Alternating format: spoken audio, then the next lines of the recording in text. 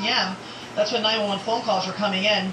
They were basically ranting and raving along Crenshaw Boulevard off of 104th Street. They were protesting, questionable officer-involved shootings of unarmed black men, they said, and were complaining over the lack of diversity on the force, the police force, and said they were here to, quote, police the police, and that they were carrying weapons because they believe it's their American right, and it was for self-protection. But again, insisting it was a peaceful demonstration. And while our photojournalist, in fact, was, interviewing them, they kept telling him that they were only doing what, quote, white people are allowed to do. They were very upset and adamant about their views, on social justice.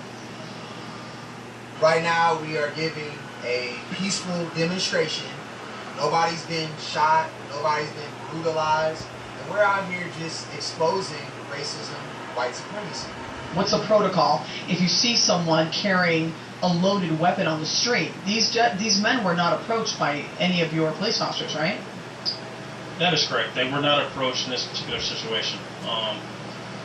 Protocols change based on situations.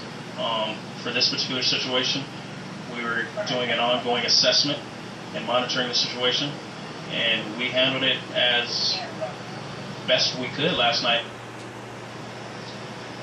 They had units around that neighborhood last night, and they monitored, they assessed, as you heard, and then they handed it over to LAPD. CHP followed them on the freeway, and then LAPD's airship followed them into the valley, and they used beanbags later this morning at about 7 a.m. to subdue both men as they were still agitated. It looked like they were argumentative with all police officers. One was transported in an ambulance, the other was taken into custody shirtless.